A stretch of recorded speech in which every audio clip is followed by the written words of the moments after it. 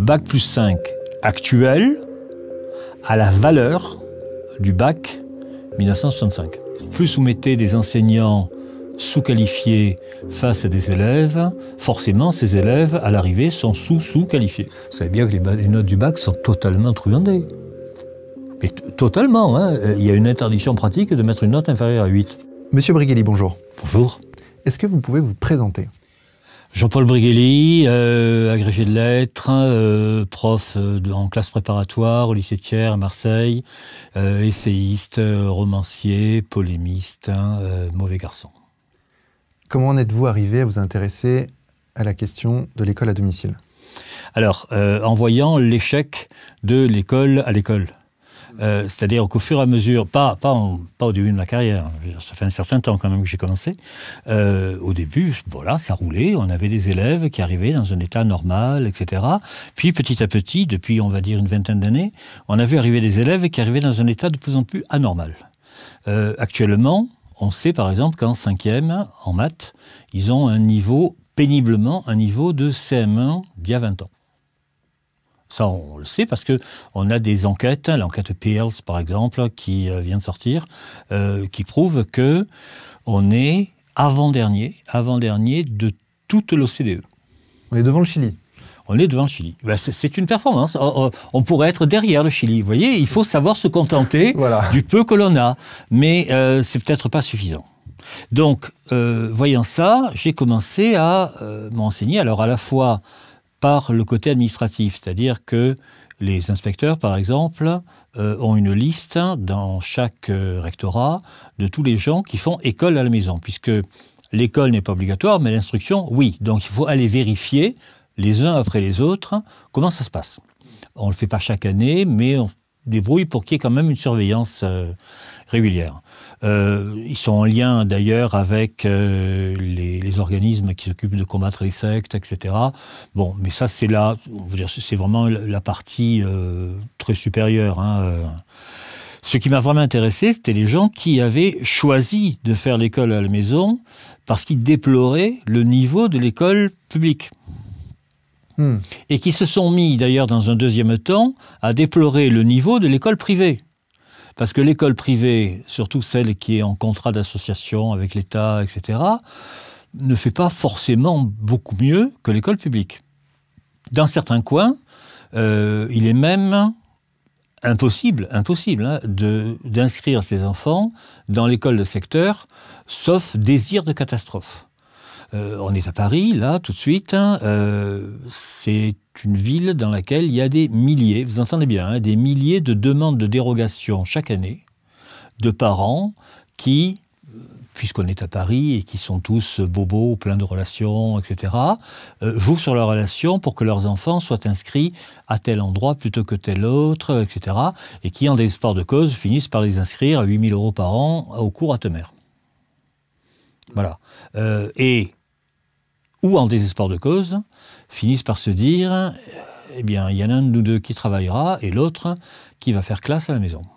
Ce qui marche assez bien, globalement, jusqu'à fin 3e.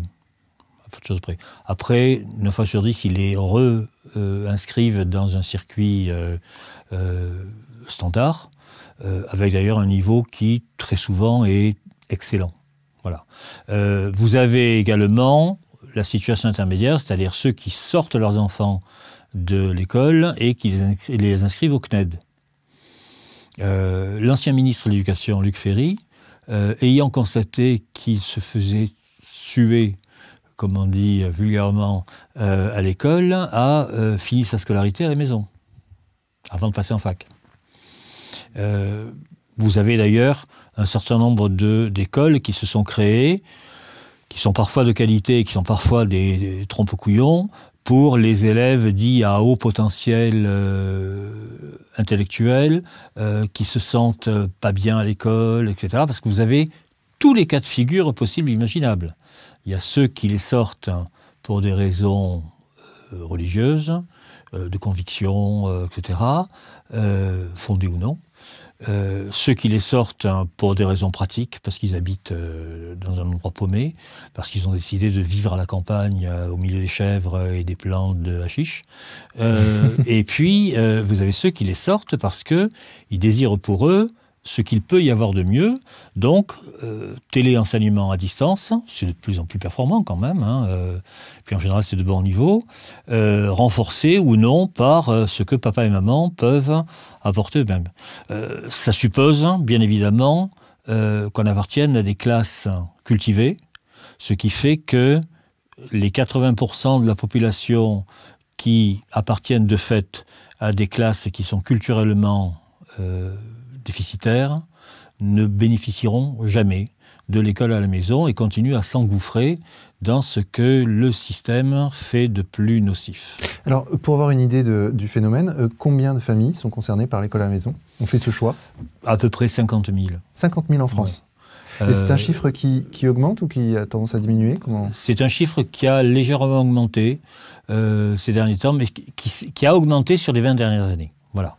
Il faut voir le temps long, qui a augmenté sur les 20 dernières années au fur et à mesure qu'on s'est aperçu que, contrairement à ce qu'affirmaient les différents ministres successifs, le niveau ne montait pas et avait même tendance à s'effondrer. Très souvent, le désir a été de pallier les insuffisances d'un système qui est absolument à bout de souffle ou qui fait de son mieux, comme je l'ai écrit autrefois, pour fabriquer des crétins. Et ça marche d'ailleurs assez bien quand même. Pourquoi fabriquer des crétins? Alors, il y a des raisons historico-économiques. Il faudrait remonter à ce qu'on appelle le protocole de Lisbonne, 1999-2000, qui décide, c'est une directive européenne, là c'est facile à vérifier pour tout le monde, qui décide que nous avons besoin de 10% de cadres, 10% de cadres de haut niveau, bien formés, etc., et 90% d'une main-d'œuvre multitâche. Ce qui d'ailleurs correspond à l'état du libéralisme actuel, qui n'a rien à voir avec le capitalisme des années même 60, où on avait une progression globale des classes moyennes, etc., qui essayait de monter, et d'ailleurs d'une génération sur l'autre, très souvent, ça montait effectivement. Là, actuellement, les classes moyennes savent, si elles ne le savent pas, c'est qu'elles sont vraiment au taquet, savent qu'elles sont en train de s'effondrer. Que par exemple, pour quelqu'un qui a une vingtaine d'années, l'accès au logement lui est infiniment plus difficile que ce que cela a été pour ses parents. Donc, ces gens-là vont être...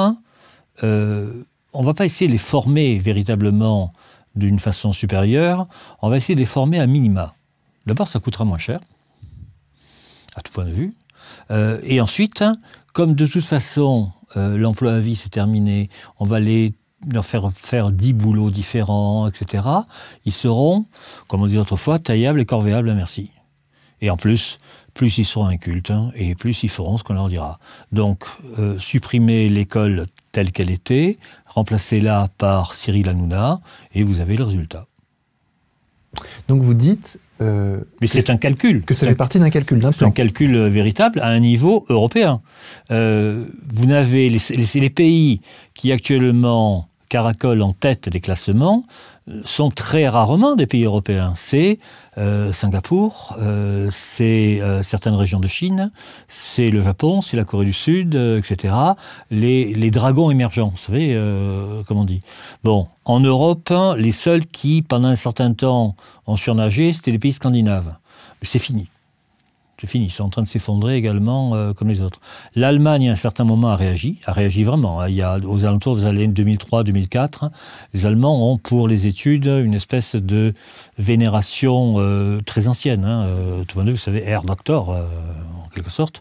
Et ils ont essayé de réagir en dissociant véritablement ce qui était du domaine de l'enseignement technique, où on spécialise très tôt, vers 12-13 ans, et ce qui était du domaine des études générales. En France, on n'en est pas là, de toute façon. Donc, ce qu'on constate, véritablement, c'est que le niveau s'est effondré, que le niveau des enseignants s'est effondré lui-même, et que plus vous mettez des enseignants sous-qualifiés face à des élèves, forcément, ces élèves, à l'arrivée, sont sous-qualifiés. Voilà, c'est un mécanisme, en quelque sorte, arithmétique inverse. Vous voyez Est-ce que vous avez un exemple de choix pédagogique qui a été fait, par exemple, à l'école primaire, où on constate vraiment un déficit de... Alors, je vais en prendre deux. Il y a un exemple très ancien qui remonte à la fin des années 60, lorsqu'on a décidé qu'on ferait des maths modernes. Maths modernes, c'est les théories de groupe, les ensembles, etc. Vous avez évité ça, vous êtes trop jeune pour avoir connu ça. Pourquoi est-ce qu'ils ont voulu faire ça? C'était dans un but égalitariste. Attention, on était entre Pompidou et Giscard. C'était dans un but égal, mais ils étaient contaminés par toute une idéologie qui était entrée en masse dans l'éducation. C'était l'idée que, en faisant ça, les parents ne pourraient pas aider les enfants. Et donc, ça mettait tout le monde à égalité. En fait, il y a des parents qui ont trouvé des répétiteurs pour donner des cours à leurs enfants, et puis les autres qui se sont plantés sauvagement. Premier point. Deuxième point, toute la France, depuis que l'éducation est devenue publique dans les années 1880, toute la France apprenait à lire et à écrire en méthode alpha-syllabique. Le B.A.B.A. Le B.A.B.A. Voilà. Il y a des méthodes très très très anciennes, la méthode de Vauquer, enfin bon bref. Et à partir des années, ça a commencé dans les années 50, mais c'était expérimental. À partir des années 60, on s'est mis à penser différemment. On s'est dit, oui, mais le B.A.B.A. favorise les élèves comme B.A.B.A. Ba, ça ne veut rien dire. C'est le début de ce qu'on appelle le code. Ça va donc favoriser, on dit les idéologues, les élèves qui ont, par milieu parental, un sac de mots déjà important. Et ça va créer une différence. Une iniquité. Une iniquité, tout à fait, par rapport à ceux qui, chez eux, parlent avec peu de choses. Vous voyez, c'est la fameuse histoire de l'Institut qui montre une moyenne section de maternelle, qui montre une image de chien, et qui dit « Alors, Kevin, qu'est-ce que c'est ?» Kevin regarde, il dit « C'est un wawa. » Non, Kevin, c'est un chien. Charles-Édouard, qu'est-ce que c'est? Charles-Édouard regarde et dit, mais c'est un Golden Retriever. Ah, c'est bien, Charles-Édouard. Oui, c'est tout à fait ça. Tu vois, Kevin, Charles-Édouard, il savait, lui. Ça va? À partir de là, ils se sont dit, eh bien, on va prendre l'image du Golden Retriever, on va écrire chien à côté, et tous les deux vont apprendre ça simultanément. Ce qu'on appelle les méthodes idéo-visuelles, c'est-à-dire que ce qu'on voit, c'est une image, et on capte les mots comme des images. Le réservoir de mots, ça s'exerce sur des mémoires toutes simples, ça croît très très vite. Mais ils sont incapables de connecter les mots. Vous voyez? C'est-à-dire que la relation syntaxique entre le chien, la couleur dorée du chien et le fait qu'il morde, est un truc qui se perd totalement. C'est ce qui fait d'ailleurs que vous avez dorénavant, j'ai eu en Hippocagne, des gens qui écrivaient « il les plante » avec un S à plante puisqu'il y avait les devant.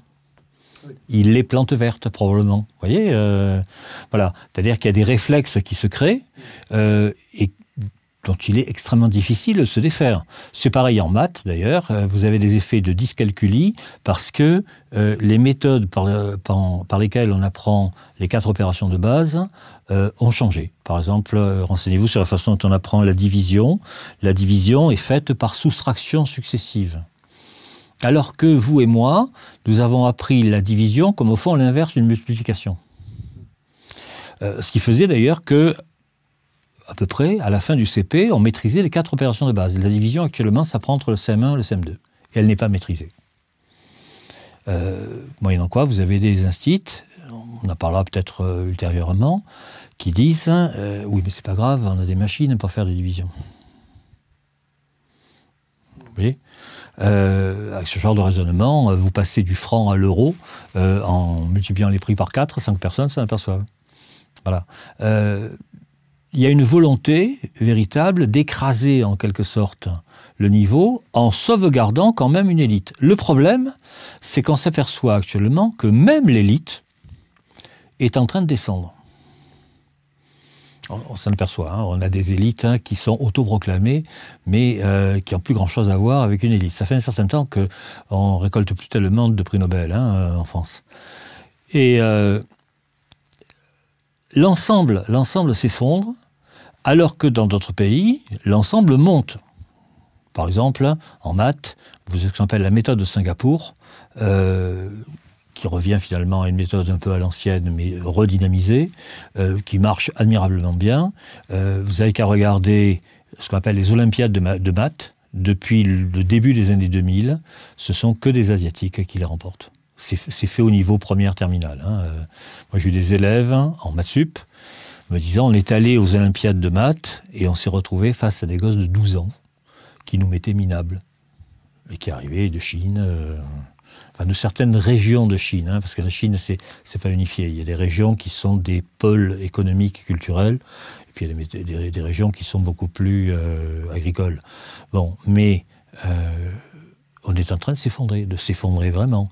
Il y a une braderie globale. Je rappelle que nous ne sommes plus une nation industrielle, nous ne sommes plus tellement une nation culturelle, quoi qu'on croit, véritablement. Nous sommes une nation de service. Eh bien, écoutez, Uber nous mangera. De tourisme. D'ailleurs, Uber Eats. Uber Eats. Pardon. Et alors, que faudrait-il faire selon vous? Est-ce qu'on peut faire quelque chose d'ailleurs? Eh bien, le problème, c'est que à un niveau global, ça fait longtemps qu'on ne fait plus rien. Je dirais même un certain nombre de ministres successifs qui ont fait de leur mieux pour détruire ce qui existait.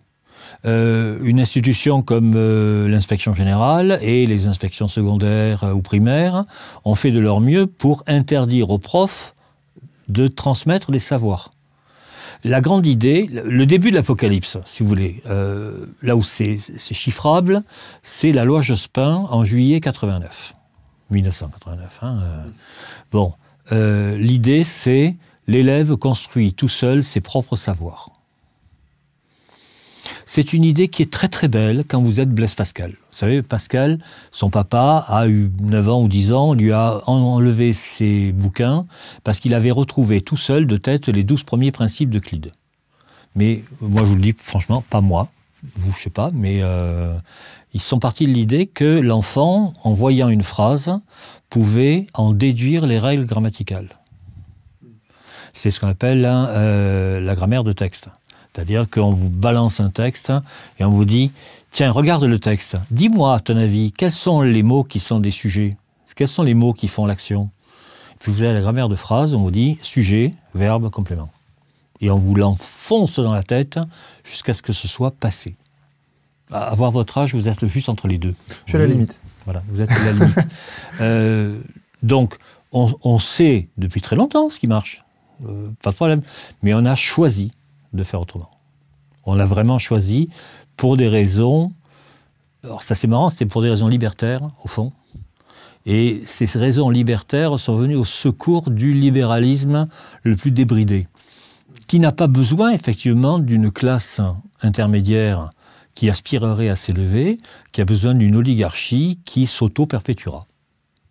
Voilà.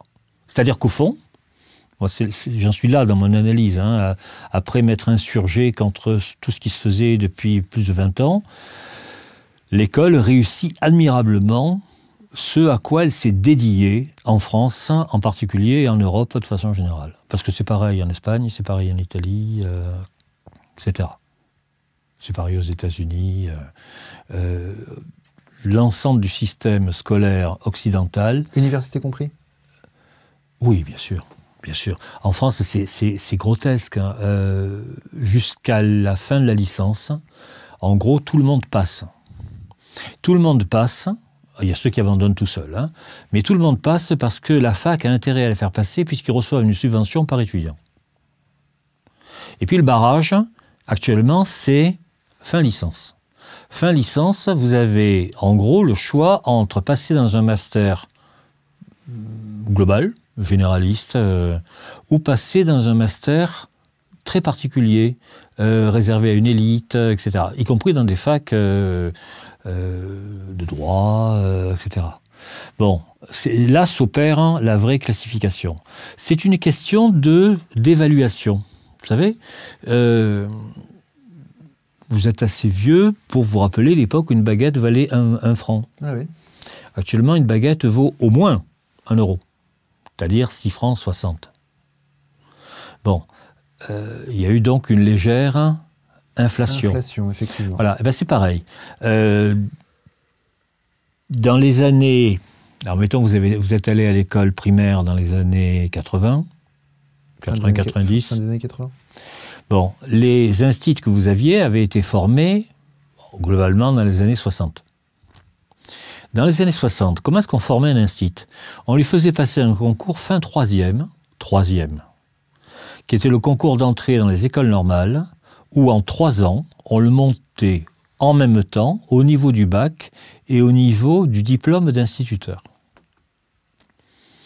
Actuellement, pour être professeur des écoles, c'est plus ronflant, mais ça en dit moins, il faut être à bac plus 5, en M2. Donc plus de temps d'études.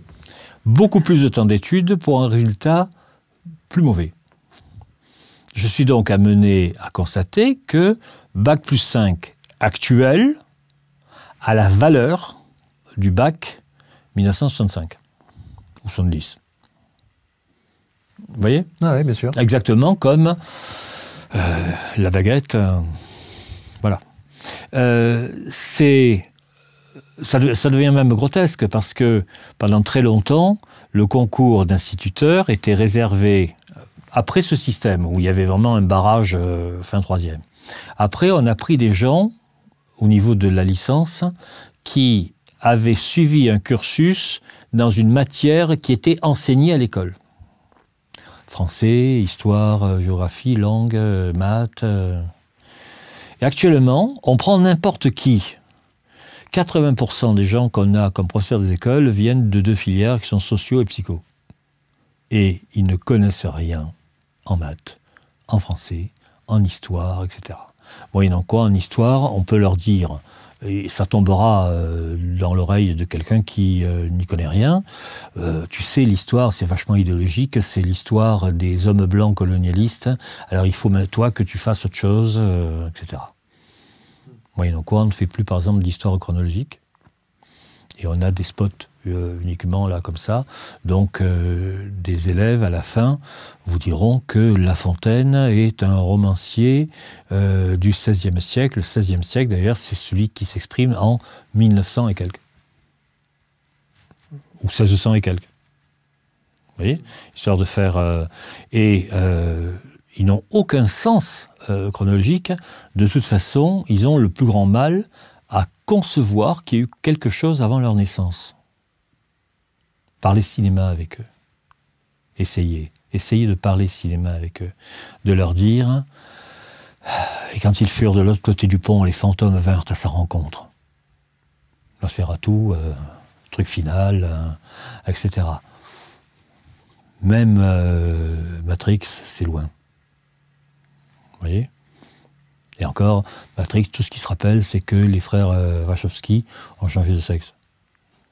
C'est à peu près tout. On est dans une culture de l'immédiateté, renforcée par les réseaux sociaux, par le fait qu'on n'arrête pas de les flatter sur ce que tu dis est bien, etc. Deuxième étape, avant l'apocalypse de 1989, à la fin des années 60, un gros responsable de l'éducation nationale a décrété que la langue qu'on apprendrait à l'école serait la langue parlée et pas la langue écrite. Alors même vous, ça n'a pas marché tout de suite, hein. On vous a fait apprendre, je sais pas, la cigale et la fourmi, le corbeau et le renard, etc. Mais c'est très mal. Les instituts qui vous ont fait ça étaient d'affreux réactionnaires. Actuellement, c'est Aya Nakamura. Non. Si, il y a un député En Marche qui a expliqué qu'elle était l'ambassadrice par excellence de la langue française. Ça remonte à il y a un mois. Ouais, effectivement, j'ai entendu ça. Voilà. À l'école, vraiment, on apprend des... Eh bien, on apprend plein de chansons, etc. Si vous allez sur les sites, c'est très drôle, vous allez sur les sites fréquentés par les profs qui se demandent des renseignements entre eux, ce qui est tout à fait louable et tout. Je dois faire un cours sur tel sujet, qu'est-ce que je pourrais prendre comme texte ? quelques jours, je dois faire un cours sur une déclaration d'amour. Et 9 fois sur 10, ce qu'on leur dit, c'est des chansons, des petites nouvelles, à la limite. Je me suis fait traiter de tout parce que je leur ai dit, l'acte 3 de Cyrano de Bergerac, c'est pas mal dans le genre. Ah ouais, mais c'est un alexandrin, c'est compliqué, ils vont se prendre la tête. En fait, ceux qui vont se prendre la tête sont les profs. Voilà. Je ne veux pas avoir l'air méprisant envers mes collègues. Simplement, ils n'ont pas été formés. Ils n'ont pas été formés du tout. On les a formés pour ce pourquoi ils étaient faits. Dans les années 60, il y avait un problème de médecine en Chine et Mao a décidé de former 3 types de médecins. Il y a ceux qui connaissaient 5 maladies.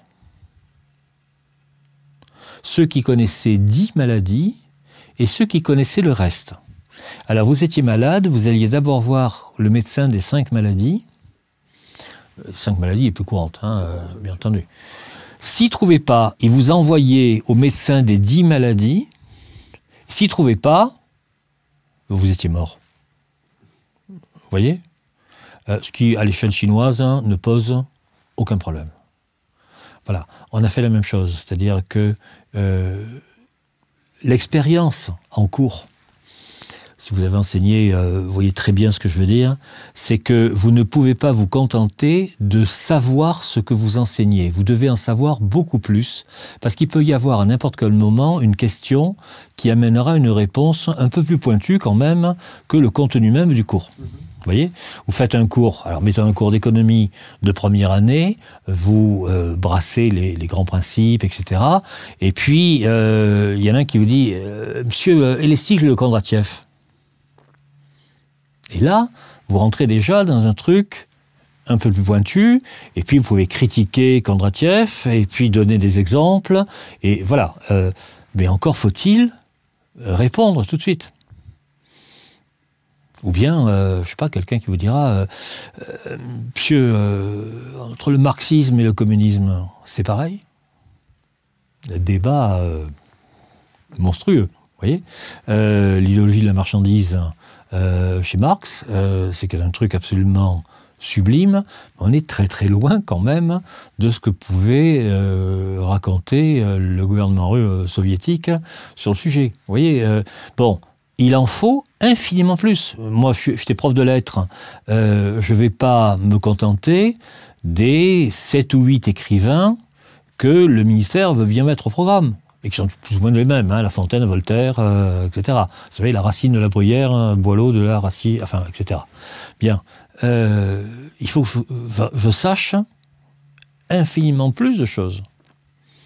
Parce que je vais leur dire, mais oui, mais alors vous savez, imaginez, vous êtes au café Procope, rue de l'Ancienne Comédie, vous voyez, à Paris, vers 1745, et dans ce café, il y a Voltaire, il y a d'Alembert, il y a Diderot, il y a Montesquieu, et là vous faites un panorama complet, et il y a Rousseau qui est au chiottes. Bon, je ne déconne pas, c'est vrai. Bon, et vous faites un panorama complet à partir de ça. Mais si vous vous dites, bon, moi je vais juste apprendre Candide, c'est fini. C'est fini parce que vous ne faites pas miroiter ce qui pouvait être intéressant. Vous voyez, vous ne leur donnez pas envie d'aller chercher, vous ne leur donnez même pas envie d'aller voir où est le Procope. Vous voyez, qui est le seul café historique qui est resté d'avant la Révolution. On est passé dans une ère de... c'est plus de l'ordre de l'occupation, du divertissement. Les élèves, d'ailleurs, viennent en classe, comme ils vont au supermarché, ils viennent butiner des trucs à droite, à gauche. Soit vous les intéressez, soit vous les intéressez pas. À ce moment-là, ils se reportent sur leur portable, ils se racontent des conneries. Vous diriez qu'on vit un effondrement civilisationnel ? Oui, bien sûr. Oui, bien sûr. Voilà.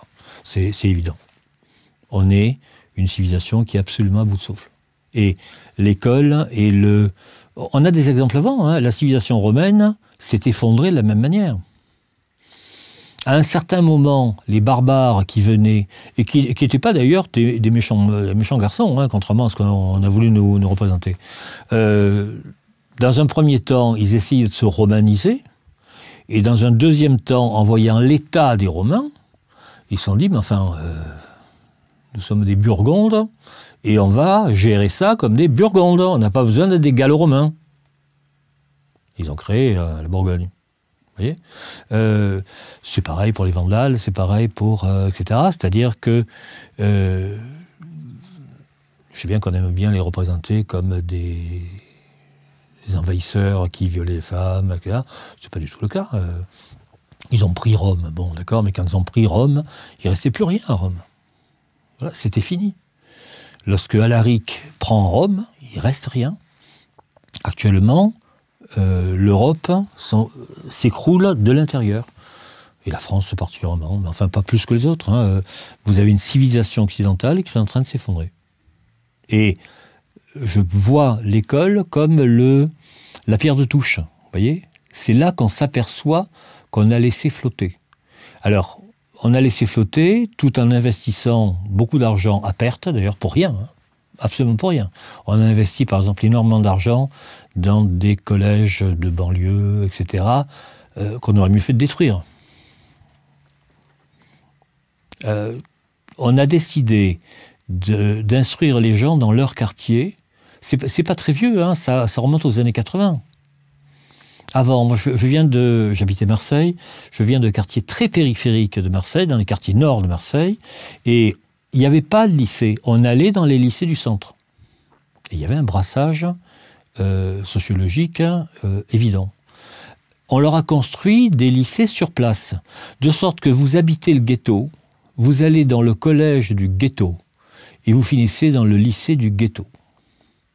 Ils ont même inventé, il y a quelques années, la possibilité d'avoir des mutations plus faciles si on était originaire du ghetto et qu'on demande un poste à l'intérieur du ghetto. Comme ça, on était sûr de... Vous voyez ? Et vous avez en même temps un autre ghetto, mettons dans le 5e arrondissement, où vous finissez automatiquement à Louis-le-Grand ou à H4. Mais ce n'est pas le même ghetto. Voilà. Alors on a fait des politiques plus ou moins voyantes du style on va prendre 10% ou 15% ou 20% de boursiers, etc. Richard Descoings s'est amusé à faire ça à Sciences Po. Vous savez, on prend des gens sans concours, les meilleurs des lycées périphériques parisiens, Seine-Saint-Denis et tout. Bon, eh bien, il n'y en a aucun qui a réussi l'ENA. On les a pris à Sciences Po, hein, mais ils n'avaient pas les codes. Et on ne leur a pas donné les codes. On ne leur avait pas donné les codes. Moi, je viens d'un tout petit milieu. Je suis reconnaissant à l'école des années 60 de m'avoir permis de passer Normal Sup. Actuellement, quand je l'ai passé, c'était déjà, le fait d'une élite. Il y avait, dans les grandes écoles, Normal Sup, Polytechnique, etc., entre 10 et 12% d'enfants des classes populaires. Actuellement, moins de 2%. On a tellement travaillé, soi-disant, pour que les enfants des classes populaires aient les mêmes chances que les autres, que pratiquement, ils n'en ont plus. Vous voyez ? Il fallait être assez fin pour faire ce genre de choses. Parce qu'à la fois, vous faites de la démagogie, que vous camouflez en pédagogie, vous faites de la pédadémagogie. Et ça marche très très bien. Et que les profs, pas tous, hein, soient dupes de ce genre de trucs et disent « nous voulons encore des moyens », etc. Ce n'est pas des moyens qu'il faut, c'est une révolution dans leur tête. Mais c'est fini. Il n'y a pratiquement aucune chance. Si, la seule chance, c'est vous sortez votre gosse du système et vous lui faites classe, à l'ancienne. Mais alors, l'école à la maison pose aussi de nombreuses questions, notamment d'organisation, de compétences des parents, de sociabilisation des enfants. Alors, ça, en général, on va prendre ça dans l'ordre. Le problème de la compétence des parents fait que l'école à la maison, très souvent, est le fait de gens qui appartiennent aux classes intellectuellement supérieures. Et d'un. Deuxièmement, vous avez une question financière qui est que l'un des deux parents doit automatiquement s'arrêter de travailler.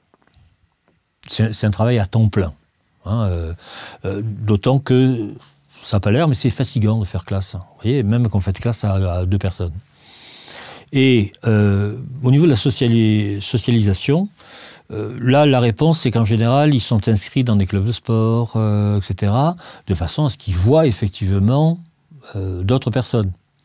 Et ça marche d'ailleurs assez bien.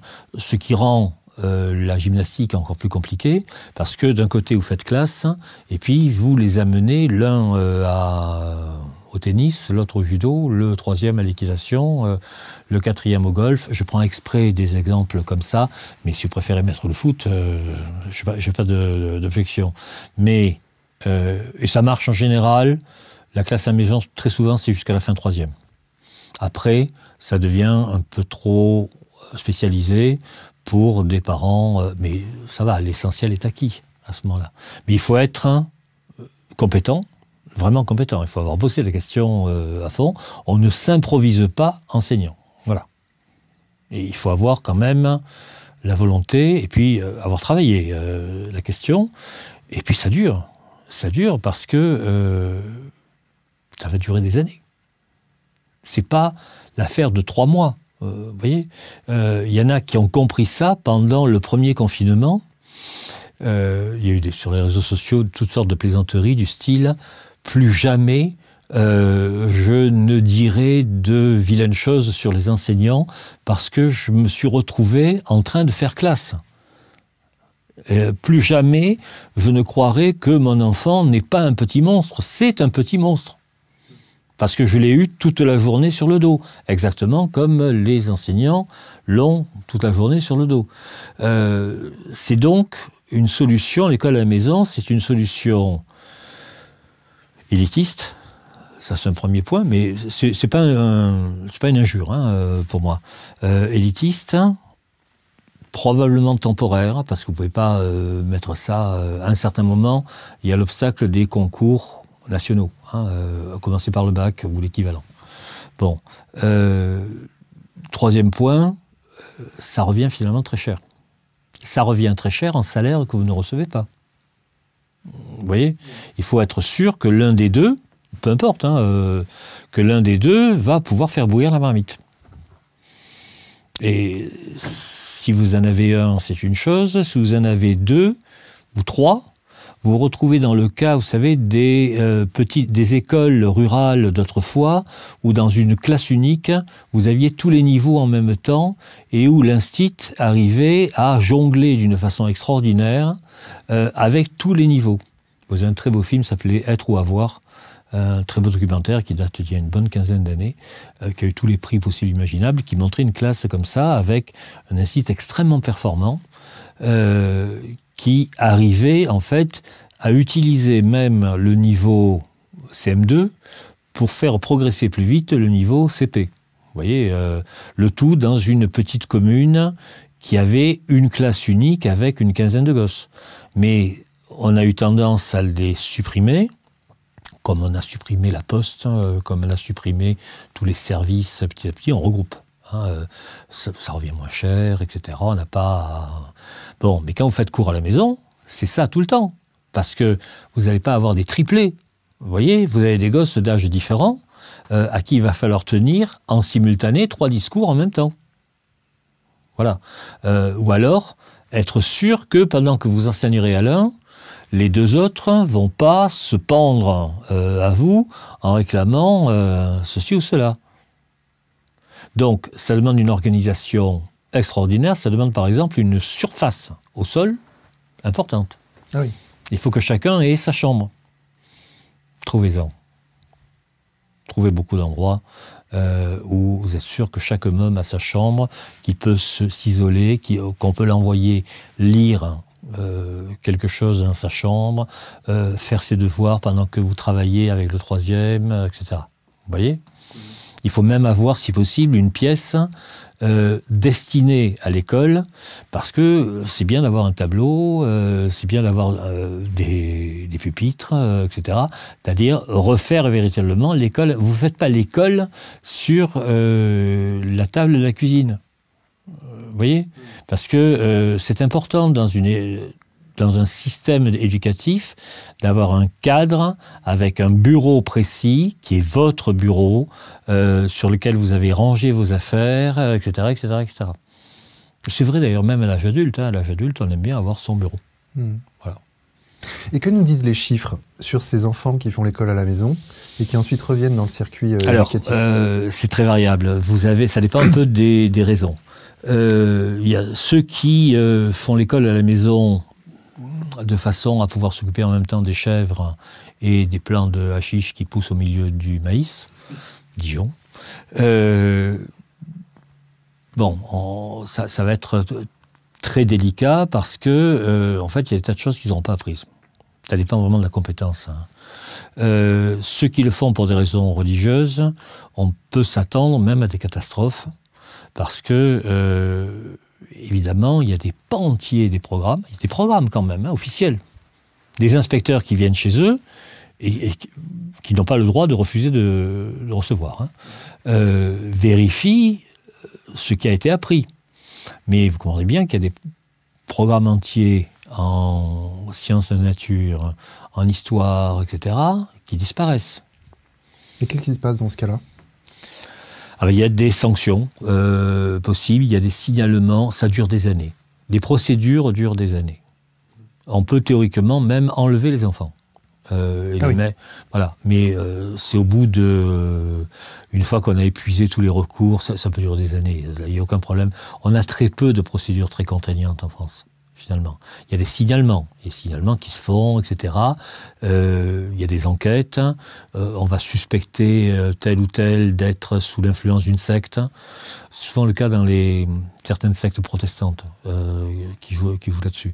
Bon... je vais prendre un exemple. Vous êtes un croyant, un vrai croyant. Mettons au hasard, juif ou musulman. Vous avez à traiter, pan d'histoire contemporaine, la guerre des 6 jours. Comment vous allez la traiter ? Vous avez à traiter la guerre d'Algérie. Comment vous allez la traiter ?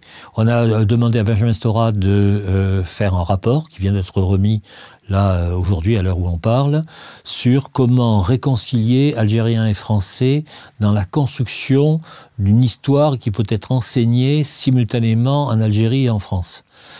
Et dit-il, à partir des témoignages. Très bien, très bonne idée. Moi, j'ai travaillé personnellement sur un bouquin sur les témoignages des harkis. C'était un déluge d'horreur absolument épouvantable. Vous montrez ça à un Algérien et vous dites c'est tout inventé.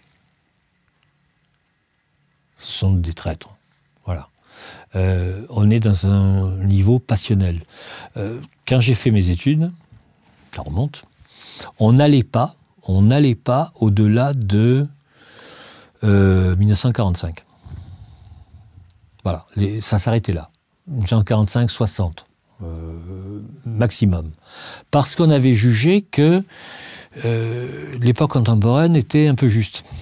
C'est Lin Piao, le dirigeant maoïste, à qui on avait dit « Qu'est-ce que vous pensez de la Révolution française ?» en 1965. Et qui a regardé son interlocuteur et qui lui a dit « Il est un peu tôt pour le dire. » Oui. Parce qu'effectivement, l'histoire est un produit très dangereux. Mais les sciences naturelles aussi. Dites Darwin dans une classe de croyants, vous allez voir un petit peu le retour que vous avez.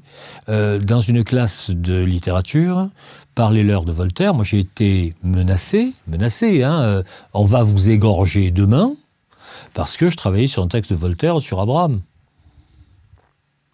Voilà. En fait, vous vous rendez compte que, parce que Voltaire a écrit une pièce de théâtre qui s'appelle Mahomet ou la superstition, ou le fanatisme, pardon.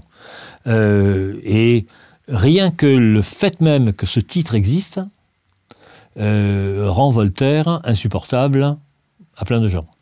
Vous allez sur Wikipédia, vous apercevrez que Voltaire n'aime pas les musulmans, n'aime pas les juifs, n'aime pas... C'est du pipeau, hein. Ça n'existe pas. Il n'y avait pas de mec plus tolérant que lui. Bon, il n'aimait pas les jésuites. Bon, mais ça, c'était des combats politiques. Mais ce que je dis de Voltaire, c'est vrai d'autres, etc. Pensez qu'il y a... Je sais pas, il y a 4 ans, j'ai une collègue qui devait, parce que ça avait été mis au programme, pas par elle, c'était mis au programme officiellement, qui allait travailler sur le voyage au bout de la nuit, Céline, et qui a dit, moi, Céline, je ne l'étudierai pas. Pour ces pamphlets antisémites. Parce que pamphlet antisémite, qu'il soit l'un des 2 ou 3 plus grands écrivains du XXe siècle, l'indifférait totalement. Pamphlet antisémite, c'est comme les gens qui vous diront maintenant Picasso, Balthus, etc. Tout ça, c'était des pédophiles, etc. Il faut enlever les œuvres des musées. Bon, c'est un signe même de décivilisation, si vous voulez. Une civilisation triomphante se ramasse tout. Une civilisation qui s'effondre exclut tout. C'est une lourde évidence. Regardez ce qui, actuellement, est considéré comme néfaste. C'est fabuleux. Fabuleux. Et alors, que penser de ce qu'a annoncé le gouvernement dans cette loi contre le séparatisme, d'interdire l'école à la maison? Qu'est-ce que vous en avez pensé, vous? Alors, premièrement, c'est infaisable. C'est infaisable parce qu'il faudrait un corps d'inspecteurs, de milliers d'inspecteurs, de milliers, et qui iraient voir précisément comment ça se fait, etc. Vous pouvez trouver toutes les raisons médicales, etc., pour que les gosses n'y aillent pas. On trouve bien toutes les raisons médicales pour qu'ils n'aillent pas à la piscine. Vous voyez? Bon. Là, sans problème. Bon. Premièrement, donc, c'est infaisable. Il ne faut jamais, en politique, décréter quelque chose que vous ne pourrez pas maintenir dans les faits. C'est comme si on vous disait demain, 80 km/h, c'est pas assez, dorénavant, vous ne dépasserez pas le 40. Là, on sait tous que ça ne marchera pas. Voilà. Alors, et d'un. Deuxièmement, c'était d'une façon, c'est un point de vue très général, de façon à ne pas dire ce que nous voulons éviter, c'est l'enseignement confessionnel à la maison. C'était quand même assez explicite que c'était ça le but. C'est pas dit explicitement. Ce qui est dit explicitement, c'est il n'y aura plus d'école à la maison. C'est absurde dans la mesure où une assez large majorité des gens qui font école à la maison, sous une forme ou une autre, parce que parfois les familles se rassemblent à 4 ou 5, etc. Hein, ça dépend des compétences un peu des uns et des autres, le font pour des raisons pédagogiques. Alors, il y a ceux qui n'aiment pas l'école laïque, il y a ceux qui n'aiment pas ceci, qui n'aiment pas cela, etc. Mais globalement, ce sont des gens qui veulent que leurs enfants sachent lire, écrire, calculer, compter et des notions d'histoire, les basiques. Vous voyez, si vous avez une petite fille, vous dites, quand elle passera en 6e, j'aimerais qu'elle sache ça, ça, ça et ça, ça. Au moins, ce que moi, je savais quand je suis entré en 6e. Ça, c'est la majorité des familles qui font école à la maison. Oui, largement. Vous diriez la proportion... ce qui fait d'ailleurs que vous avez toutes sortes d'associations qui ont d'ailleurs plus ou moins l'oreille du ministre, qui sont des associations très souvent de gens de droite,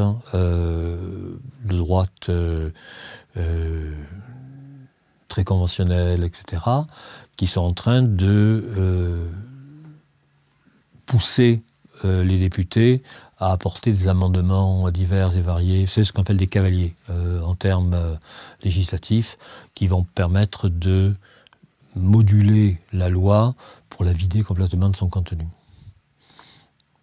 Voilà.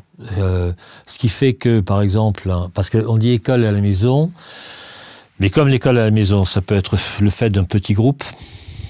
Le petit groupe, ça peut être une douzaine d'élèves réunis avec un dirigeant religieux quelconque qui va leur apprendre. Voilà. Le problème même, c'est qu'est-ce qu'on doit apprendre. Et c'est là qu'on n'est pas arrivé à s'entendre. Les basiques, bon, globalement, on se dit, allez... Mais je vais prendre un exemple tout bête. Le premier point, c'est qu'on devrait apprendre le français. Et bien, je peux vous assurer qu'on n'apprend plus le français. D'ailleurs, de plus en plus, on dit, oui, mais on va apprendre l'anglais dès les petites classes.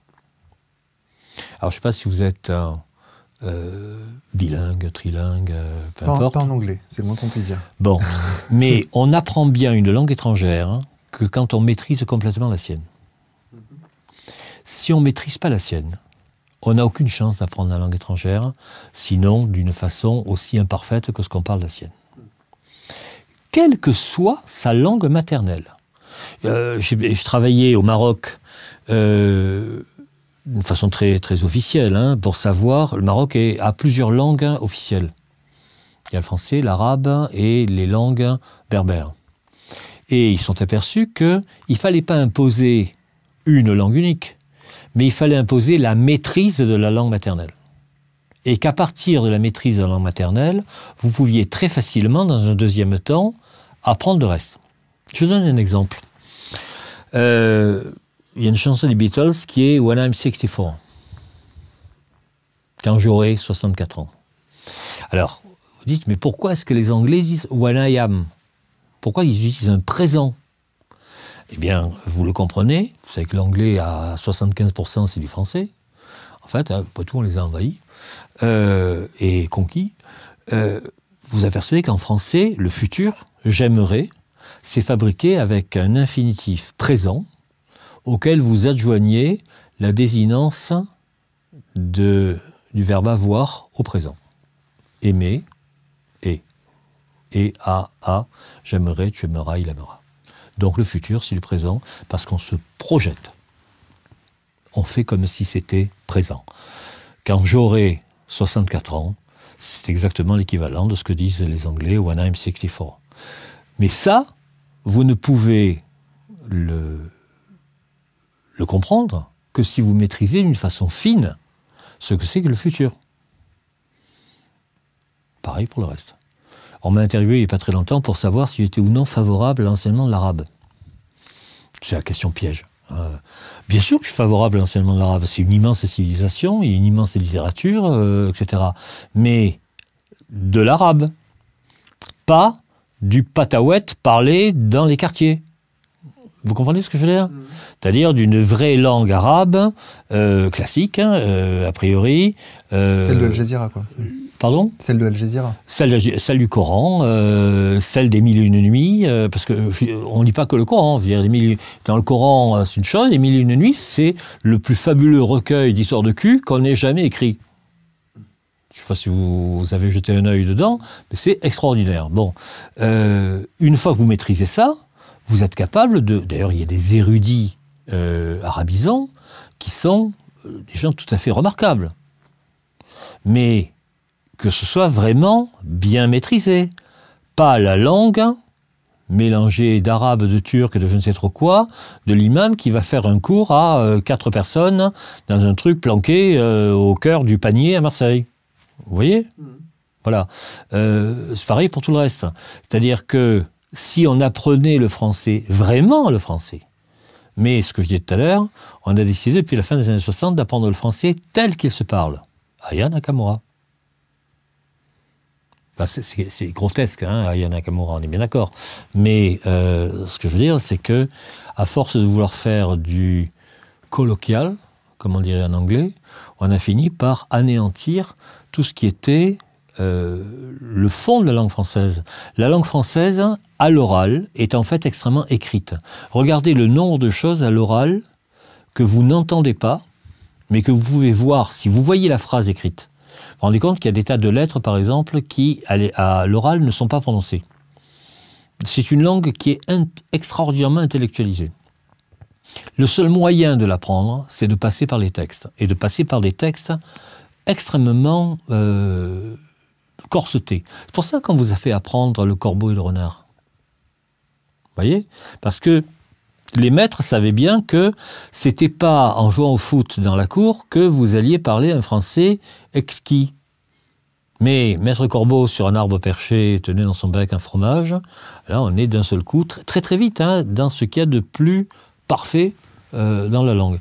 Ça fait partie des initiatives de Jean-Michel Blanquer quand il est arrivé au ministère. Depuis qu'il y est, chaque année, fin juin, il fait distribuer des extraits des Fables de La Fontaine aux enfants de CM2. Ma foi, c'est une goutte d'eau, hein, c'est vraiment une goutte d'eau, mais c'est symbolique. C'est symbolique du fait que, dans la vision du ministre, la langue qui se parle, c'est pas la langue qui se parle dans la rue, c'est la langue française telle qu'elle devrait se parler. Le bon usage. En même temps, on pourrait vous répondre, oui, mais la langue évolue, et... Pipeau, c'est pas vrai. C'est pas vrai. Ça c'est une... c'est un truc de féministe ou d'écriture inclusive, etc., ou ce que vous voulez. Vous avez une très belle déclaration de Roland Barthes, dont j'ai suivi les cours autrefois, qui était un type extraordinaire, disant « La langue est fasciste ». La langue est fasciste, non pas qu'elle vous empêche de dire, mais elle vous oblige à dire. Elle vous oblige à dire de telle ou telle manière. Ce qui fait un très grand écrivain, c'est sa capacité à être sur la marge de la langue. En poésie, par exemple, ça c'est extrêmement net. Bon, mais autrement, la langue vous oblige à dire sujet, verbe, complément. Il y a un ordre, hein, et si vous faites de l'allemand, le verbe sera à la fin, il y a un ordre. Voilà. Et si vous n'apprenez pas cet ordre aux enfants, vous les bousillez. Vous les bousillez parce qu'ils finiront par parler la langue des films d'Abdelatif Kechiche. Qui n'est pas forcément ce qu'on fait de mieux en cinéma. Sur l'écriture inclusive, vous en pensez quoi? Je constate que les aveugles ne s'en sortent pas, et rien que ça me suffit. C'est pas ça. C'est une écriture, mais vous ne pouvez pas le dire à l'oral. Vous voyez? Nous sommes tous flattés. Alors, dites-moi à l'oral, flatté et ES. Vous comprenez ce que je veux dire? Bien sûr. C'est ce que je vous disais à l'instant. Lorsqu'on parle, il y a des tas de lettres qui disparaissent. Alors, c'est fait uniquement pour la Pravda. La Pravda, c'est Le Monde et Libé. Hein, dans ma catégorie personnelle, écriture inclusive, professeur E avec un E à la fin, auteur E avec un E à la fin, j'appelle les finales marseillaises. Tu fais quoi dans la vie? Je suis professeur à pocheur. Vous voyez, c'est d'une... Alors, on pourrait travailler là-dessus. On pourrait dire, eh bien, par exemple, on peut faire professoresse sur le modèle de docteur, doctoresse, ça existe. Professeuse, sur le modèle de masseur, masseuse, comme on peut faire autrice, je pourrais l'admettre, parce qu'en latin, auctrix existe. Et le mot a existé au moins jusqu'au XVIe siècle. Bon, il y a des règles, mais vous pouvez faire une proposition à la langue, mais la langue retiendra ce qu'elle voudra. Je prends un exemple. Une bande d'imbéciles qui ne connaissaient rien à l'anglais ont décidé qu'on allait dire la Covid. Vous avez remarqué? Oui, bien sûr. Pourquoi? Parce que disease, la maladie. Parce que le D, c'est disease. Mais the disease en anglais, c'est masculin ou féminin? C'est neutre. Ouais. Et le neutre en français, c'est le masculin. Eh bien, c'est tellement vrai que le peuple entier dit le Covid. Vous voyez? Et ils peuvent essayer de dire la Covid tant qu'ils veulent. Ils peuvent se le répéter aux chiottes s'ils veulent. Ça passera jamais. Ça passera jamais parce que ça va contre le sentiment populaire au sens noble du terme, populaire de la langue. C'est la langue qui décide. La langue dit depuis toujours le prof ou la prof. Parce que quand vous dites ça, vous avez une valeur en quelque sorte sentimentale. On est plus proche. Mais elle dit le professeur. Vous voyez? La professeure, arrête. Est-ce que Simone de Beauvoir, qui a été prof et qui était auteur, pensait d'elle qu'elle était professeure et auteur? Vous voyez ce que je veux dire? Non, elle se contentait d'être Beauvoir. Bon, mais les chiens de garde ont envie d'être Judith Butler, théorie du genre, etc. Grand bien leur face, je veux dire, ce sont des microbes par rapport à des gens comme Beauvoir. Ça ne passera pas. Ou si ça passe, ça passera parce que le peuple aura décidé que ça passe. Vous voyez? Le peuple ne dit pas qu'est-ce que tu fais dans la vie? Je suis chauffeuse routière. Alors, il y en a certains collègues qui me disent, moi, je suis maîtresse de conférence. C'est ça. Et mon avocate, je vais devant le tribunal lui dire, maîtresse. Vous voyez? Bon, ça ne va pas coller. Parce qu'il y a des choses, de la même façon, dans professeur, ça fait très longtemps qu'on n'entend plus fesseur. Mais c'est très bizarre, dans professeuse, on entend fesseuse, et dans écrivaine, on entend veine. C'est bête, hein? Mais parce que la langue française n'a pas tendance à rallonger les mots, elle a plutôt tendance à les contracter. Professeur, prof. Voilà. Après, il y a ceux qui disent « Ah oui, mais parce que c'est affreux, le masculin l'emporte sur le féminin. » J'allais vous poser cette question. Oui, mais j'ai entendu votre cerveau qui...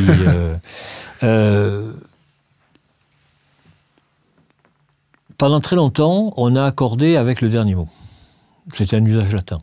Bon. On a essayé de fixer des règles au XVIIe siècle. On les a fixées et ces règles sont passées dans l'usage. Je prends un exemple. L'accord du participe conjugué avec l'auxiliaire avoir avec un COD antéposé. Je les ai plantés. C'est une règle absurde qui a été édictée par Clément Marot, sublime poète des années 1525, sur le modèle italien. C'est passé.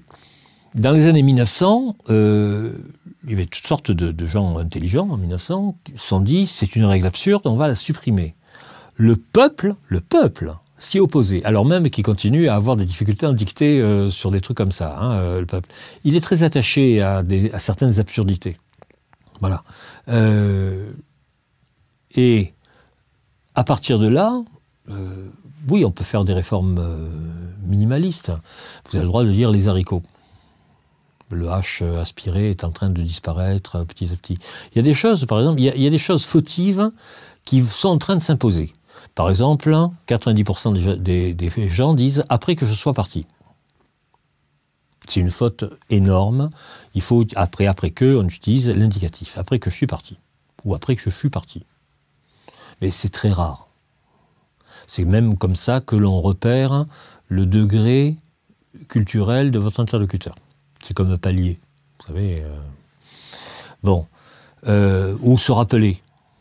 90% des gens disent se rappeler de ceci ou cela. Or, c'est un verbe transitif. On se rappelle quelque chose. Mais c'est contaminé par se souvenir d'eux. Si la langue l'a décidé, qui suis-je, moi, Jean-Paul Brigelli, pour décider que c'est absurde? J'entérine. Je peux m'amuser à ça. Je vais prendre un exemple. Oignon. Vous l'écrivez quand même OI. Or, c'est oignon. Pourquoi il y a un I? Il y a un I pour marquer, c'est une graphie, pour marquer le fait que le GN, c'était gneu et pas gneu. C'est la mouure du GN. Comme vous aviez autrefois, on disait champagne, et c'est devenu champagne. Mais on continue à écrire poignard et à dire poignard, alors qu'on devrait dire poignard. Ah ben, l'usage a décidé que c'était comme ça. Voilà. Donc, pour ce qui est de l'écriture inclusive, pour le moment, c'est très drôle, et je leur souhaite, je leur donne rendez-vous dans 50 ans, pour voir un petit peu ce que l'usage en aura retenu, mais à mon avis, rien. Mais là, si on suit votre raisonnement, là, l'usage qui s'impose aujourd'hui, c'est le langage SMS. Pas tant que ça. D'abord, le langage SMS, de plus en plus, il y a une aide SMS. C'est-à-dire quand vous tapez un SMS, c'est la machine qui écrit à votre place. C'est vrai. Qui vous propose. Et la machine, on lui a appris les bonnes formes orthographiques. Vous tapez « ou » et elle vous propose « OU accent ». D'accord ? Voilà. Donc, les gens qui font des fautes en langage SMS, c'est que franchement, ils veulent. Hein. Ça, oui, c'est vrai. Et oui, et parfois, il faut le faire exprès. Non, mais en plus de ça, très franchement, de temps en temps, la machine... Vous savez, les machines sont... Vous avez bien compris que machine intelligente, c'est une contradiction dans les termes. Ou que intelligence artificielle, c'est une autre contradiction dans les termes. Il n'y a pas très longtemps, Facebook, j'utilise une formule latine qui était asinus asinum fricat. Les ânes parlent aux ânes. Et, heureusement que j'ai fait attention, Facebook m'a transformé ça en anus intensément frit. Voilà. Non, le langage SMS a été vrai au début des SMS. Au moment où on faisait des abréviations. Vous vous rappelez, il y a eu une période où c'était quasiment au nombre de signes que vous... C'est vrai. Voilà. Et en fait, ouais, vous avez raison, ça a un peu disparu. Ouais. Ça a disparu. Non, ce que je crains beaucoup, c'est l'invasion de tout un langage de rue. Qu'est-ce que j'ai trouvé? Il y a pas j'ai passé Coca Light. Ah oui, voilà, mon Dieu. Pour Coq à l'âne. Pour Coq à l'âne. Mais c'est parce que au moment où ils l'ont entendu, ils ne le visualisaient pas. dans leur tête. Ils sont allés donc au plus proche de ce que leur cerveau imbibé de coca, light ou pas light, leur suggérait. Ils ont fait du global. Ils ont fait du global. Exactement. Vous voyez? Donc, j'ai pas de... Même des langues qui sont extrêmement minoritaires. Le français est loin d'être une langue minoritaire. Hein. On est 300 ou 400 millions de gens à le parler dans le monde. Bon, mettons l'italien, le hongrois, le basque, etc. Ce sont des langues qui ne bougent pas. Et qui n'ont pas bougé depuis... Allez dire à Viktor Orban que sa langue est en train de disparaître, etc. Vous allez voir un peu ce qui vous met dans la tronche. Vous voyez, c'est pas parce que c'est peu parlé qu'on va être envahi. Les Anglais se plaignent de la façon dont l'anglais finit par être dépassé par le globish. Hein, le globish, c'est la langue qu'un Argentin parle avec un Islandais sur l'aéroport de Bangkok. Voilà, à peu de choses près. Mais chaque langue, en même temps, a un statut écrit. On continue à dire, l'anglais, c'est la langue de Shakespeare et le français, c'est la langue de Molière.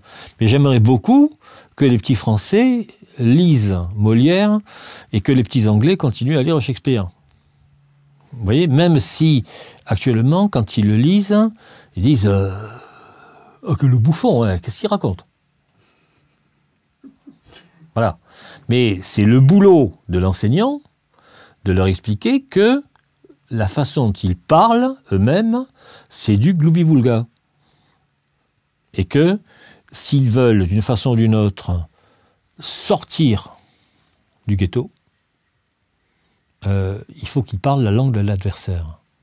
C'est-à-dire qu'ils parlent, c'est le début de notre conversation, la langue des 10% que le protocole de Lisbonne a décrété être les heureux de ce monde. Vous comprenez ce que je veux dire? Moi, je me suis battu en tant que prof de façon à ce que... J'ai travaillé pendant 13 ans dans les ZEP les plus noirs de la région parisienne. Au Tarteret, à Corbeil, aux Ulysses, etc. Avec des élèves qui étaient abandonnés de tout le monde. Bon, et mon boulot, c'était de leur apprendre le très bon français. Je dirais même, par réaction, j'étais allé chercher des formes de français les plus sophistiquées qui soient. Ils m'en ont été très reconnaissants. Très reconnaissants parce que je les prenais au sérieux. Il y a... Anecdote. Je suis arrivé un jour dans une classe, il y avait 12 redoublants. Je dis, comment ça se fait? Ouais, mais l'année dernière, on n'a pas eu cours de français. Pourquoi? Eh bien, leur prof s'était suicidé fin octobre et personne n'avait remplacé. En fait, il lui avait fait un truc d'enfer pendant 2 mois. Et finalement, je lui ai dit, mais qu'est-ce qu'elle vous a fait faire? Elle les faisait travailler sur des textes de Libé. Et moi, je les faisais travailler sur des poèmes de Mallarmé. Et au bout de 3 ou 4 mois, il y en a un qui a dit, vous savez quoi, monsieur? Mon cousin, qui connaît quelqu'un qui est Henri IV, eh bien, ils ont fait le même texte que nous. C'était ça, la vraie promotion sociale, c'était que le lycée Robert Doisneau de Corbeil avait le droit de travailler sur les mêmes textes que le lycée Henri IV de la Montagne de Sainte-Geneviève. Vous voyez ce que je veux dire? Et pas sur des articles à la con de journalistes qui n'écrivent pas forcément un français délectable. Voilà. Mais c'est ce qu'on fait de plus en plus. De la même façon, par exemple, on essaie de plus en plus, vous n'avez qu'à regarder la façon dont... Je me suis beaucoup intéressé, parce que j'ai beaucoup travaillé dans l'édition, à la littérature pour les enfants. Vous avez lu Le Club des 5 quand vous étiez petit? Non. Ils ont tous été retraduits récemment. Retraduits et simplifiés. Martine, vous voyez les Martines? Ça a tout été retraduit, enfin pas retraduit, ça a tout été simplifié, c'est-à-dire que là où il y avait 15 lignes, il en reste 4. Le Club des 5, c'était écrit au passé simple, maintenant c'est écrit au présent. Parce qu'ils ont jugé que le passé simple, c'est le temps des contes. Hein. Il était une fois... un jour, la princesse, et là, c'est simple, automatiquement. Non, maintenant, c'est tout au présent, et ils ont modifié les contenus de façon pas choquant. C'est un peu comme, vous savez, Blanche-Neige et les 7 personnes de petite taille. Voilà. On prend les gens pour des cons. Vous avez une énorme édition pour enfants qui simplifie les textes en partant du principe que il ne faut pas laisser dans les textes un mot difficile. Or, c'est ça qui fait l'intérêt. Un gosse, peu importe qu'il ne comprenne pas le mot, quand il aura trouvé devant lui 10 fois, il finira par piger ce que ça peut bien vouloir dire. Ou à la limite, il ira voir. Ou il demandera. Mais si on lui donne que les mots qui sont son vocabulaire, les 300 mots de base qui font que Kevin, il dit c'est un wawa, et non pas c'est un golden retriever, ils progresseront jamais. Ils resteront dans le ghetto. Voilà. C'est-à-dire que, si vous voulez, c'est pas un paradoxe, hein, plus vous êtes élitiste en classe, et plus vous travaillez pour les plus démunis. Voilà. Et moins vous êtes élitiste, et plus vous travaillez, au fond, pour les enfants de ceux qui sont déjà arrivés. Voilà. C'est un phénomène de base. Et pour reprendre le sujet dont on parlait tout à l'heure, lorsque vous faites classe à la maison, vous essayez d'une façon ou d'une autre de contrarier cette espèce de double fatalité. Mais ça revient au même, puisque vous ne pouvez faire classe que si vous avez vous-même un niveau suffisant. Et vous vous débrouillez pour transmettre au moins ça. Très souvent, les parents, ce que j'ai vu très souvent, ils se regroupaient à 4-5, parce qu'ils finissent par se connaître. Hein. Et quand il y en avait un qui était plus doué en maths qu'en histoire, etc., voilà, ils finissaient par faire, au fond, ils refaisaient une classe, mais à très petits effectifs, par définition, et dans un cadre non scolaire. Alors, est-ce que c'est encore de l'école à la maison, ou est-ce que c'est une structure annexe, comme il y en a d'autres? Voilà. En revanche, bien sûr que le gouvernement a tout intérêt à se méfier de ce qui est de l'ordre des sectes, de l'ordre du bourrage de crâne, etc. Bien sûr, mais ça, il y a déjà des lois qui existent là-dessus, c'est pas la peine de faire une loi nouvelle. Hein. On a déjà tout l'arsenal possible là-dessus. Les fameux inspecteurs dont vous parliez tout à l'heure. Voilà, les inspecteurs sont chargés, mais ils le font vraiment, hein, sont chargés d'aller très loin parfois. Hein, il faut faire parfois 200 km pour aller voir 2 familles qui sont installées en Haute-Ardèche, qui font le picolon d'un côté et l'enseignement à la maison de l'autre côté, plus les plans de chiche dont on parlait précédemment, etc. Et peu importe d'ailleurs, s'ils le font bien, pourquoi pas? Vous voyez, si les enfants ne sont pas maltraités, s'ils apprennent des choses, si... j'ai rien contre, a priori. Hein, après tout, si on réfléchissait bien, pendant des siècles, les petits aristocrates, hein, ils n'allaient pas à l'école. Hein. Ils apprenaient avec soit leurs parents, soit un précepteur qu'on leur trouvait, etc. Et c'était à la maison que ça se passait.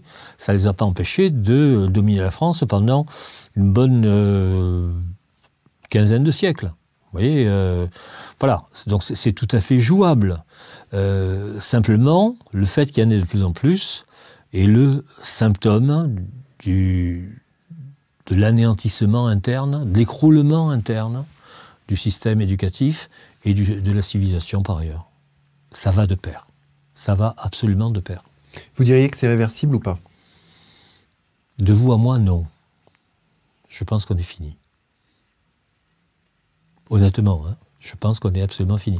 Je pense que les gens de ma génération, enfin, baby boom, ok boomer, enfin tout ce que vous voulez, hein, sont les derniers qui ont bénéficié à plein d'un système d'éducation performant, d'un système économique performant, d'un système, on va dire, de vie agréable. Et ça se dégrade en permanence, et on suit cette dégradation. On suit cette dégradation tout à fait. Je vous rappelle par exemple qu'on en arrive... Regardez, le prochain phénomène, je le vois gros comme une maison, hein, on aura des gens très peu cultivés, et à qui on va donner un salaire universel de 550 € pour qu'ils branlent leur télécommande dans leur canapé en regardant le foot. Ou Cyril Hanouna. Ou l'équivalent. Ça vous semble noir comme vision? C'est une vision de l'enfer. Oui, mais il faut bien se rendre compte à un certain moment. Je vous assure, hein, il y a eu d'autres moments dans l'histoire de l'humanité où des civilisations se sont effondrées. Je ne vais pas vous reciter constamment la fameuse phrase de Paul Valéry. Vous savez, nous autres civilisations, nous sommes maintenant que nous sommes mortels. Et il continue en disant Ninive, Babylone ne sont plus que des beaux noms. Effectivement, c'était des civilisations gigantesques. Renseignez-vous, par exemple, il y a l'essentiel des civilisations de l'Est de la Méditerranée qui se sont effondrées aux alentours de 1150 avant Jésus-Christ. En 20 ans.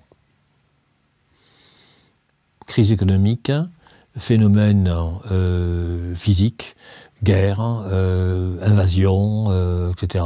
En 20 ans, l'Empire hittite, tout ça s'est effondré. Ça correspond en gros à la guerre de Troie, vous voyez, au niveau des dates.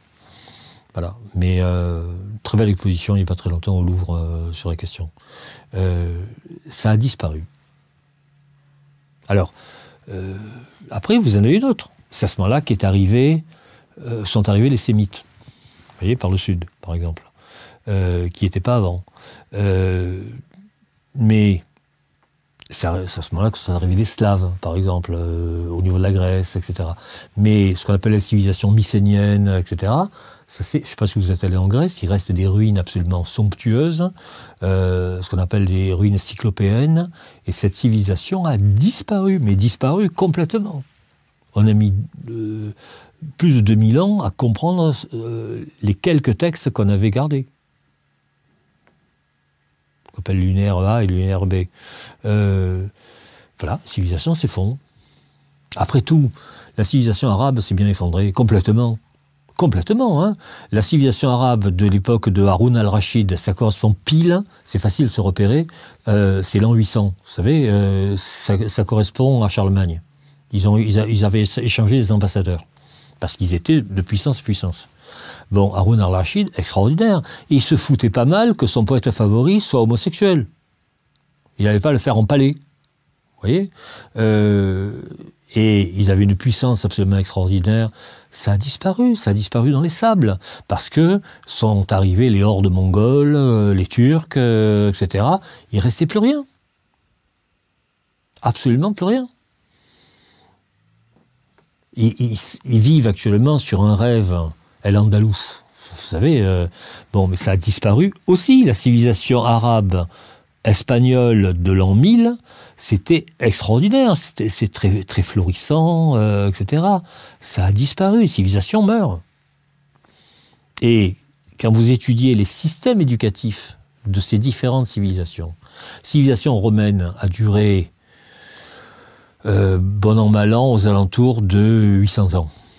C'est énorme, hein, 800 ans. Si vous réfléchissez, la civilisation française, elle a en gros 1 millier d'années. Civilisation européenne, elle a moins que ça d'ailleurs, la civilisation européenne. Bon, 800 ans, au bout de 800 ans, aux alentours de 420 après Jésus-Christ, il n'y a plus de civilisation romaine. Il n'y en a plus. Voilà. Il en reste, si, dans l'Est, Byzance, etc., jusqu'au moment où les Turcs captent tout ça. Et puis il y a eu une grande civilisation turque. Si vous êtes allé à Istanbul, vous apercevez qu'il y a des palais absolument extraordinaires, etc. Et puis, vous apercevez ce que sont devenus les Turcs après la Première Guerre mondiale, c'est-à-dire rien, quoi. Voilà, ça va, ça vient. La Chine a été une civilisation fabuleuse, puis a disparu au moment où les Mongols y sont arrivés. La civilisation mongole a été extraordinaire, c'est Kubilai Khan, au moment où Marco Polo y est allé, hein, 12e siècle, 12e, 13e siècle. Bon, et en 1840, au moment où les Occidentaux sont arrivés en Chine, il n'y avait plus rien. Plus rien. Bon, ben actuellement, Xi Jinping est en train de refaire une civilisation chinoise. Alors on peut trouver que la façon dont il le fait est immonde, etc. Moi, je veux bien. Mais ils ont des écoles qui sont extraordinairement performantes. Un système, depuis la maternelle jusqu'aux universités, vous vous rendez compte, en l'espace d'une trentaine d'années, ce que la Chine a fait au niveau industriel, au niveau culturel. Éducatif. C'est éducatif. Éducatif, mais parce que c'est passé par l'éducation. Par exemple, Mao a décidé une grande simplification de la langue chinoise. C'est-à-dire qu'on est passé de quelque chose comme 50 000 signes à 500. Ce qui est pas mal. Et en même temps, vous avez des érudits qui, à nouveau, apprennent le chinois traditionnel, etc. Mais ça leur a donné une force de frappe absolument extraordinaire. Sans compter que on n'a pas cessé, nous, par exemple, d'avoir de moins en moins d'heures de classe. Par exemple, j'avais, quand j'allais en classe, 5 jours pleins.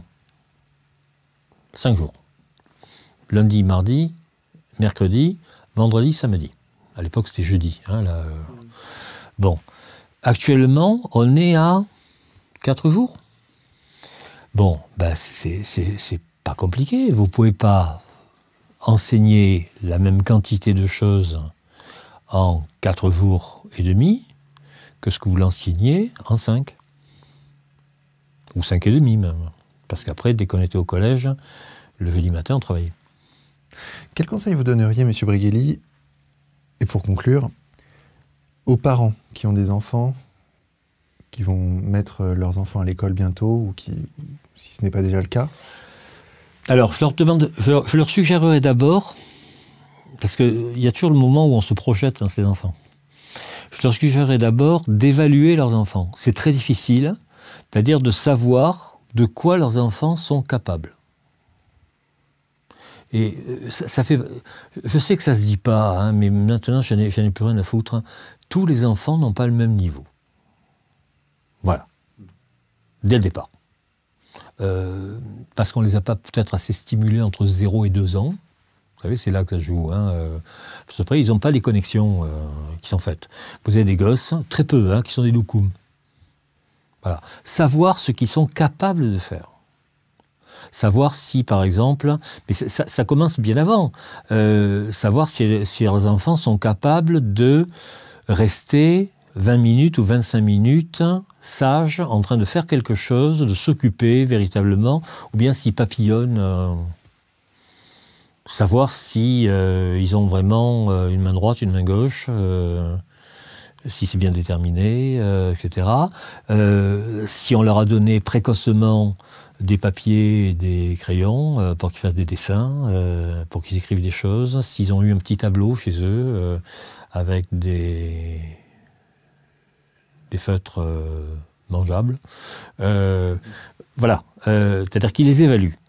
Ensuite, que très tôt, ils leur mettent entre les mains, au lieu de les mettre devant la télé pour avoir la paix. Enfin, vous imaginez pas quand vous êtes prof et que vous entendez les parents qui vous disent « Pourtant, hein, je lui ai mis une télé dans sa chambre. » Et là, vous avez envie de lui faire manger la télé en question. Manger, mais je vous assure. Hein. Voilà. Est-ce que vous leur avez donné des livres précocement? Est-ce que vous les avez lus avec eux? Est-ce que vous avez pris le temps? Est-ce que vous avez pris le temps de stimuler? Il n'y a pas de hasard, hein, très honnêtement. Il y a quelques données génétiques, mais voilà, en dehors de grosses tares. Mais le reste, c'est vraiment de la... On passe. Quand on est prof ou quand on est parent, on est un passeur. Alors, premier point, qu'est-ce que vous leur avez passé? Deuxièmement, évaluer très exactement le système scolaire dont vous dépendez, parce qu'il y a encore une carte scolaire, etc. Et demandez-vous si c'est vraiment ce que vous voulez pour votre enfant. Étant entendu qu'en général, on veut le mieux. J'ai expliqué ça plusieurs fois. L'idéal, ce serait qu'à la question « Qu'est-ce que tu as fait, qu'est-ce que tu as appris à l'école aujourd'hui ?» il y ait chaque jour une réponse. Même si c'est une petite réponse. Là, j'ai appris que... Pas forcément la règle 3, vous voyez, mais un jour la règle 3, voilà. Qu'est-ce que tu as appris à l'école aujourd'hui? Et les gosses qui reviennent, non? Je sais pas. Là, il y a un malaise, il y a un problème. Parce que quand vous l'avez, vous, votre gosse, une journée entière, et que vous vous en occupez un peu, vous lui apprenez quelque chose. Vous lui apprenez toujours quelque chose. Bon, eh ben c'est la moindre des choses qu'on en attend autant de l'école.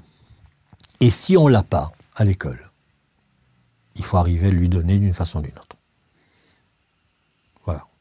Parce que même si la civilisation s'effondre, il va quand même falloir survivre. Et on ne survit pas uniquement en ayant du pain, du vin et du boursin, on survit en ayant un cadre culturel, des bouquins, des capacités à voir un film. Voilà. Vous n'allez pas lui montrer forcément des merdes. Vous lui montrerez des choses qui sont intéressantes. Moi, je fais pour les élèves une espèce de chronologie du cinéma des 200 films à voir indispensablement pour avoir une base. Une base. Hein. Voilà. Et quand j'en ai parlé avec eux, on dit on en connaît 5. C'est ça, l'éducation, c'est de les prendre du début et de les amener le plus loin possible. Pas uniquement en fonction de vous, mais aussi loin qu'ils peuvent aller. Jusqu'au moment où vous vous rendez compte, ça arrive, que votre gosse, ça y est, vous lui avez dit, vous lui aviez donné tout ce que vous pouviez transmettre, et il faut passer le relais à quelqu'un d'autre. C'est pour ça d'ailleurs qu'on a inventé les profs. Pourvu que vous trouviez des profs adéquats. Ce qui, d'ici 20 ans, va s'avérer très problématique. Vu qu'on les recrute. J'ai été au concours, vous comprenez, j'étais au concours au membre du jury et j'ai vu la façon dont on truandait les notes de façon à avoir des admis qui avaient des moyennes acceptables. Il y a 6 ans, au CAPES de maths, on avait le CAPES avec 4 de moyenne. Alors c'est toujours le cas, mais maintenant on leur met 10. Ah oui. Eh oui. Comme au bac. Enfin, vous savez bien que les notes du bac sont totalement truandées. Mais totalement, hein. Il y a une interdiction pratique de mettre une note inférieure à 8. Et tout est fait, c'est comme ça qu'il y a des gens qui ont des moyennes supérieures à 20. Tout est faux. Tout est totalement faux. Quand vous regardez, moi je regardais une rédac que faisait ma fille, là, hier, en 5e, et je dis, mais on te fait faire ça en 5e? J'ai dû le faire en CE1, l'équivalent. Vous voyez? Mais en 5e, déjà, qu'ils arrivent à écrire une page, actuellement, c'est devenu un chef-d'œuvre. J'ai eu des 5e, fin des années 70, il n'y en avait pas un seul qui écrivait moins de 8 pages. Correct.